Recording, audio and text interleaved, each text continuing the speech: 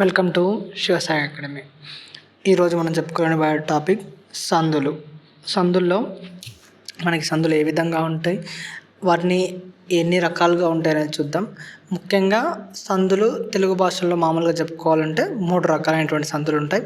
దాంట్లో ఆగమ సందులు, ఆదేశ సందులు, ఏకాదేశ సందులు అని చెప్పి 3 రకాలు. ఆగమ సందులు మనం ఆల్రెడీ ముందు క్లాస్లో చెప్పుకున్నాం. ఆగమము అంటే మిత్రపాదాగం, అంటే మిత్రుని వల్లే వచ్చి చేసేటటువంటిది ఆగమంగా మనము చెప్పుకుంటున్నాం. ఏదైతే పూర్వపర వర్ణాలు ఉంటాయో వాటిలలో వేటిని తొలగించకుండా ఇంకొక వర్ణం వచ్చి యాడ్ అవ్వడాన్ని మనము ఇక్కడ ఆగమంగా చెప్పుకుంటూ ఉంటాం. దాంట్లో కొన్ని సందులు టుగాగమ సంధి, దుగాగమ సంధి, ఎడాగమ సంధి, రుగాగమ సంధి కూడా మనకి ఇక్కడ వస్తుంది. తర్వాత ఆదేశ సందులు. ఆదేశం అనగా శత్రువాదాశయం. సంధి జరిగేటప్పుడు ఉన్న అక్షరాలను తొలగించి వేరే అక్షరాలను రావడాన్ని మన వాటి స్థానంలో ఆదేశం అని చెప్పి చెప్తూ ఉంటాం. ఏనాదేశ సంధి కావచ్చు, అనునాసిక సంధి కావచ్చు, ఇటువంటివన్నీ కూడా ఆదేశ సంధుల్లో మనము తీసుకుంటాం. ఏకాదేశ సంధులు పూర్వపర వర్ణములు రెంటి స్థానంలో ఒకటి మాత్రమే వస్తే దానిని ఏకాదేశం అంటారు. ఇక్కడ గుర్తుపెట్టుకోవాలి, మొన్న ఆల్రెడీ పూర్వపర వర్ణములలో పరస్పరం ఆదేశం అగుట ఏకాదేశం అని చెప్పి మన టెక్స్ట్ బుక్లో ఇవ్వడం జరిగింది. కాకపోతే ఇక్కడ చూడండి, పూర్వపర వర్ణముల రెంటి స్థానంలో కూడా ఒకటి మాత్రమే వస్తే, ఏదైనా ఒకటి రావచ్చు, అట్లా వస్తే దాన్ని మనము ఏకాదేశంగా చెప్పుకుంటాం. ఉదాహరణ సవర్ణ దీర్ఘ సంధి, గుణసంధి, వృద్ధి సంధులు ఇవన్నీ కూడా ఏకాదేశ సంధులే. అదేవిధంగా తెలుగులో ఉన్నటువంటి సందుల్లో అకార ఇకార సందులు కూడా ఏకాదేశ సందులుగా మనము చెప్పుకుంటాం. మెయిన్గా మనకి సందులలో విడదీసుకుంటే తెలుగు సందులు, సంస్కృత సందులు అని చెప్పి 2 రకాలైనటువంటి సందులుగా మనం చెప్పుకుంటాం. దాంట్లో మొట్టమొదటిగా తెలుగు సందుల గురించి నేర్చుకుందాం. తెలుగు పదాల మధ్య జరుగు సందులను తెలుగు సందులు అంటాం. అంటే ఇక్కడ సంస్కృత పదాలు కానీ ఇవన్నీ వచ్చినప్పుడు వాటికి వేరే సూత్రాలు అనేటివి ఉంటాయి. ఈ 2 పదాలు కూడా తెలుగు పదాలు అనేటువంటివి ఉండాలన్నమాట. అట్లా ఉన్నటువంటి వాటిని మనము తెలుగు సందులుగా చెప్పుకుంటాం. మొట్టమొదటి సంధి ఆత్వ సంధి. ఇక్కడ మనం గుర్తుపెట్టుకోవాల్సింది ఏంటంటే ఫార్ములా ఇస్తాడు. మొన్న ఎగ్జామ్లో కూడా మనకి ఫార్ములా ఇచ్చి అది ఏమవుతుంది అని అడిగాడు. ఏమాదుల ఇత్తునకు అచ్చు ఏంటి అని అడిగాడు. అయిపోయా, అక్కడ మనం వైకల్పికమా, నిత్యమా, నిషేధమా అని చెప్పాల్సి ఉంటుంది. ఇక్కడ కూడా అది గుర్తుపెట్టుకోవాలి. అకార సంధి లేదా అత్వ సంధి, అత్తునకు సంధి బహుళంగా వస్తుంది. బహుళం అనేటువంటిది గుర్తుపెట్టుకోవాలి. అత్వ సంధికి సంధి బహుళంగా వస్తుంది అనేటువంటిది గుర్తుపెట్టుకోండి. బహుళంగా అంటే 4 రకాలుగా సంధి జరగడాన్ని బహుళం అంటాం. నిత్యం కావచ్చు, నిషేధం కావచ్చు, వైకల్పికం కావచ్చు, అన్యకార్యం కావచ్చు, ఇన్ని విధాలుగా సంధి జరగడాన్ని మనము బహుళంగా చెప్పుకుంటాం. రాక ప్లస్ ఉండినన్, రాకుండినన్. ఉదాహరణ ఎంత ప్లస్ ఎడల, ఎంతెడల. రామ ప్లస్ అయ్య, రామయ్య. పుట్టిన ప్లస్ ఇల్లు, పుట్టినిల్లు. నాయన ప్లస్ అమ్మ, నాయనమ్మ. వంట ప్లస్ ఆముదము, వంటాముదము. ఇక్కడ కొన్ని ప్లేస్లలో మనకి సంధి జరగడం, సంధి జరగకపోవడం కూడా జరుగుతూ ఉంటుంది. ఇక్కడ పుట్టిన ప్లస్ ఇల్లులో పుట్టినిల్లు వస్తుంది, పుట్టిన ఇల్లు అని కూడా మనకి రావచ్చు. అట్లా సంధి వైకల్పికంగా కూడా జరుగుతూ ఉంటుంది. తర్వాత సంధి ఇత్వ సంధి. ఏమ్యాదుల ఇత్తునకు సంధి వైకల్పికము. ఇక్కడ గుర్తుపెట్టుకోవాలి ఏంటంటే ఇత్తు అన్నా, అత్వం అన్నా, అకారం అన్నా, ఉత్వం అన్నా హస్వ ఉకారాలు, హస్వ ఇకారాలు, హస్వ అకారాలు ఉంటే వాటిని అకార ఇకార ఉకారాలు అంటారు. హస్వం ఉండాలి, అంటే పొట్టి అక్షరం అనేటువంటిది ఉండాలి. ఏమ్యాదుల ఇత్తునకు సంధి వైకల్పికము. మొన్న డిఎస్సి క్వశ్చన్ అండి, ఇది గుర్తుపెట్టుకోండి. ఏమ్యాదుల ఇత్తునకు సంధి ఏంటి అని అడిగాడు. వైకల్పికమా, నిత్యమా, నిషేధమా, బహుళమా అనేది మనం గుర్తించాల్సి ఉంటుంది. మనం అక్కడ ఎక్కువగా రెగ్యులర్గా చదివేటటువంటివే, కానీ మనం ఉదాహరణలు చూసుకుంటూ ఉంటాం. ఎక్కువగా ఫార్ములా చదివి వదిలేసి ఆ ఫార్ములా అన్వయించుకొని ఉదాహరణలు చూసుకుంటూ ఉంటాం. ఇక్కడ ఏంటంటే కొన్నిసార్లు నిషేధము, కొన్నిసార్లు వైకల్పికం రావడంతో మనం కన్ఫ్యూజ్ అయ్యే ఛాన్స్ ఎక్కువగా ఉంటుంది. కాబట్టి సూత్రం అనేది గుర్తుపెట్టుకోండి. ఏమ్యాదుల ఇత్తునకు సంధి వైకల్పికము, ఇది గుర్తుపెట్టుకోవాలి. ఏమి ప్లస్ అయ్యే, ఏమయ్యే. ఉదాహరణ చొచ్చితిమి ప్లస్ ఏని, చొచ్చితి ఏని. అది ప్లస్ ఎట్లు, అదెట్లు. లాలి ప్లస్ అనుచు, లాలనుచు. ఏమి ప్లస్ అయినను, ఏమైనను. ఇక్కడ పూర్వపదంలో పూర్వస్వరం అనేటువంటిది మనకి ఈగానే కనబడుతుంది. ప్రతి దాంట్లో కూడా ఆత్వసంధిలో ఆగా కనబడుతుంది, ఇత్వసంధిలో ఏగా కనబడుతుంది.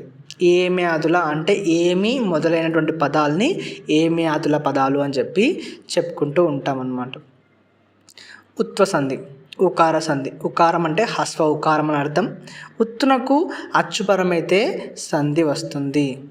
ఉత్తు అంటే ఏంటి, ఇక్కడ హస్వ ఉకారము అని చెప్పేసి అర్థం. ఊరు ప్లస్ ఎల్లా, ఊరెల్లా. ఉదాహరణ చూడండి, ఊరు, ఊరిలో ఊ పరమైంది.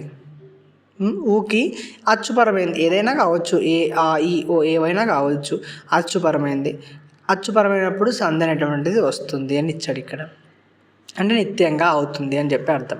అతడు ప్లస్ అట్లు, అతడట్లు. రాముడు ప్లస్ అతడు, రాముడతడు. నోరు ప్లస్ ఆచి, నోరాచి. బంధము ప్లస్ ఊడ్చి, బంధమూడ్చి. ఇటువంటివన్నీ కూడా మనకి ఉదాహరణలుగా మనము తీసుకోవచ్చు. ఈ 3 సందులు మనకి ఆల్రెడీ టెక్స్ట్ బుక్లో ఉన్నటువంటి సందులే. వాటిని మనం ఒకసారి మళ్ళీ రివైజ్ చేసుకోవాల్సిన అవసరం ఎంతగానో ఉంది. ఎందుకంటే ఇవి ఈజీగానే ఉంటాయి కదా, ఏం పర్లేదులే మనం చేసేయచ్చు అన్న ఆలోచనలో ఎక్కువ మంది ఉంటారు. కాకపోతే తెలుసన్న విషయంలో కూడా మనం తప్పులు చేసే అవకాశం ఎక్కువగా ఉంటుంది. ఎంతకైనా మంచిది ఒకసారి మనం చూసుకుంటే దాని ఉపయోగం అనేది ఎక్కువగా ఉంటుంది. తర్వాత ఆమ్రిడిత సంధి. Listen carefully. మనకి 8th క్లాస్ టెక్స్ట్ బుక్లో ఈ ఆమ్రిడిత సంధి సూత్రాన్ని ద్విరుక్త టకార సంధి సూత్రం అని చెప్పి ఇవ్వడం జరిగింది. అది తప్పండి. అది టెక్స్ట్ బుక్లో ఎందుకు అలా ఇచ్చారో మాకు కూడా తెలియదు. బట్ అది మాత్రం కరెక్ట్ కాదు. నేను వ్యాకరణ శాస్త్ర బుక్కులు కూడా చూశాను. ఆమ్రిడిత సంధి సూత్రం మాత్రం కాదు అది ద్విరుక్త టకార సంధి సూత్రం కాదు అది. ఆమ్రిడిత సంధి సూత్రాన్ని ద్విరుక్త టకార సంధి సూత్రంగా ఇచ్చాడు. ఇప్పుడు ఆమ్రిడిత సంధి చెప్పుకున్న తర్వాత ద్విరుక్త టకార సంధి కూడా చెప్పుకుందాం, మీకు అప్పుడు క్లారిటీ వస్తుంది. మీరు ఎగ్జామ్లో ఇది ద్విరుక్త టకార సంధి అని ఇచ్చారు కదా, నేను ద్విరుక్త టకారం పెట్టాను, నాకు మార్క్స్ కావాలి అని చెప్పి మీరు ఎంత ఫైట్ చేసినప్పటికీ కూడా వ్యాకరణ శాస్త్రాల్లో ఉన్నటువంటి వాటినే వాళ్ళు ప్రామాణికంగా తీసుకుంటారు, కానీ టెక్స్ట్ బుక్లో ఇచ్చినటువంటి మిస్టేక్ వాళ్ళు తీసుకోరు. ఎందుకంటే మొన్న ఆల్రెడీ మనం ఏకాదేశం దగ్గర అదే జరగడం జరిగింది. పూర్వ పరస్పరం ఆదేశం ఒకట ఏకాదేశం వాళ్ళ టెక్స్ట్ బుక్లో ఇచ్చినటువంటిదే. కాకపోతే అక్కడ ఎగ్జామ్లో వచ్చేకల్లా దాన్ని ఆదేశం అని చెప్పి చెప్పడం జరిగింది. అది వ్యాకరణ పరిభాషలో ఆదేశమే కరెక్ట్ అవుతుంది. కాబట్టి ఆ వ్యాకరణంలో ఏది ఉందో దాన్ని మనం ప్రామాణికంగా తీసుకోవడం అనేది ఎంతగానో ముఖ్యం. లేకపోతే మళ్ళీ మిస్టేక్ చేయడం జరుగుతుంది. ఆమ్రిడితం పరమైనప్పుడు కడాదుల తొలి అచ్చు మీద వర్ణాలకెల్లా అదంతమైన ద్విరుక్త టకారం వస్తుంది. ఇక్కడ మనం ఆమ్రిడితం అనేది ఏంటనేది గుర్తుపెట్టుకోవాలి. ఆమ్రిడితం అంటే ఇది కూడా అడుగుతాడు, ఆమ్రిడితం అనగా ఏంటి అంటాడు. ఏవైనా 2 పదాలు రెండు పదాలు కలిసినప్పుడు ఆ రెండవ పదం ఏదైతే ఉంటుందో, పరపదం ఏదైతే ఉంటుందో దాన్ని మనము ఆమ్రిడితంగా చెప్తూ ఉంటాం. ఆ ఆమ్రిడితం పరమైనప్పుడు ఇక్కడ కడాదుల తొలి అచ్చు మీద వర్ణాలకెళ్ళి కూడా పగలు ప్లస్ పగలు, పట్ట పగలు. కడ ప్లస్ కడ, కట్ట కడ. చివర ప్లస్ చివర, చిట్ట చివర. పిడుగు ప్లస్ పిడుగు, పిట్ట పిడుగు. ఇవి ద్విరుక్త టకార సంధులకి ఉదాహరణ. ఈ ఉదాహరణలు ఏవైతే ఉన్నాయో వీటి కడాదులుగా మనము చెప్పుకుంటూ ఉంటాం అన్నమాట. ఏంటంటే సూత్రం ఏంటో ఒకసారి గుర్తుపెట్టుకోండి. ఆమ్రిడితం పరమైనప్పుడు కడాదుల తొలి అచ్చు మీద వర్ణాలకెల్లా కూడా అదంతమైన ద్విరుక్త టకారం, అంటే ద్విరుక్త టకారం అనేది వచ్చేస్తుంది. అక్కడ మనం ఉన్నా లేకున్నా అక్కడ ద్విరుక్త టకారం అనేది వచ్చేసింది. ద్విరుక్త టకారం అంటే టాకి టా ఒత్తు ఉంటుంది అనేది ద్విరుక్త టకారంగా మనము చెప్పుకుంటాం. 2వ సూత్రం, అచ్చునకు ఆమ్రిడితం పరమైతే సంధి తరచుగా వస్తుంది. అచ్చు పరం కావాలి.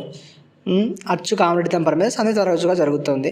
ఇక్కడ ఆమ్రిడితం అంటే ఏంది, 2 పదాలు ఒకే విధంగా ఉన్నప్పుడు దాంట్లో రెండవ పదాన్ని మనం ఆమ్రిడితంగా చెప్పుకుంటూ ఉంటాం. అప్పుడు ప్లస్ అప్పుడు. ఇక్కడ డూలో ఊకి ఆమ్రిడితం పరమవుతుంది కాబట్టి సంధి తరచుగా జరుగుతుంది. అప్పుడప్పుడు. ఒక్క ప్లస్ ఒక్క, ఒక్కొక్క.